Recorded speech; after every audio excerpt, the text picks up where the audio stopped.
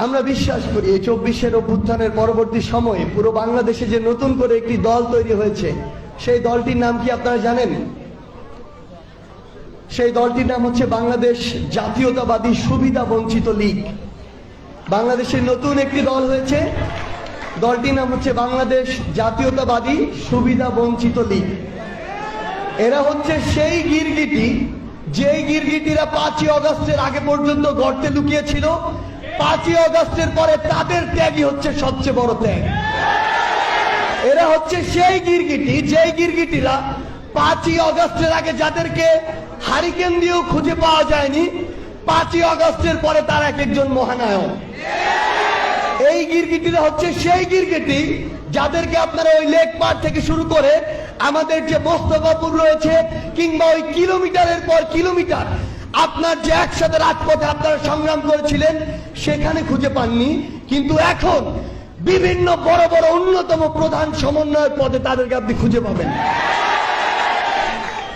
সবচেয়ে বড় কথা হচ্ছে, আমাদের জন্য সবচেয়ে বড় থ্রেট হচ্ছে এই গিরগিটিগুলো। প্রত্যেকটি অভ্যুত্থানের পূর্বে এবং পরে এরকম অসংখ্য সুবিধাবাজ, বঞ্চিত, এবং সবচেয়ে বড় কথা হচ্ছে এদের সাথে আপনি আজকে কথা বলবেন, এরা সকল কিছুতে বৈষম্যের শিকার।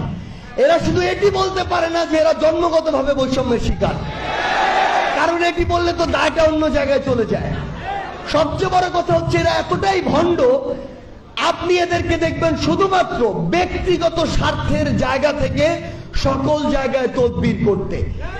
এদের কাছে আপনি কখনোই দেখবেন না এরা পুরো মাদারীপুরের কথা বলছে, পুরো দেশের মানুষের কথা বলছে, এই দেশের কথা বলছে, এই দেশের যে পুরো জনগণ তাদের কথা বলছে। তারা কি বলবে? তারা এই জায়গার কাজী হতে যায়, তাদের জন্য সুপারিশ করে দেন। তারা বলবে তারা ওই জায়গার পিয়ন হতে চায়, তাদের জন্য সুপারিশ করে দেন। তারা বলবে তারা এক দেশ থেকে আরেক দেশে যেতে চায়, তাদের জন্য সুপারিশ করে দেন। তারা বলবে তারা এক জেলা থেকে আরেক জেলায় ট্রান্সফার পেতে চায়, তাদের জন্য সুপারিশ করে দেন। কিন্তু এই সুপারিশ লীগগুলো 5ই আগস্টের আগে তাদেরকে কোথাও কোনো কিছু দিয়ে আপনি খুঁজে পাবেন না। আমাদের সবচেয়ে গুরুত্বপূর্ণ যে বিষয়টি হচ্ছে, সেটি হচ্ছে আমরা এখানে যে মানুষগুলো রয়েছি, এই মানুষগুলো যদি আমরা ঐক্যবদ্ধ না থাকি, তাহলে এরকম বিভিন্ন প্রকারের লীগ আপনার আমার মাঝে বিভিন্ন চেহারায় ঢুকবে, আমাদের মধ্যে বিভাজন সৃষ্টি করবে, ছোট ছোট লোভ দেখিয়ে আমাদেরকে বিভিন্নভাবে আসামির কাঠগড়ায় দাঁড় করাবে, এরপরে আরেকজনের কাছে গিয়ে আপনাকে নিয়ে বদনাম করবে।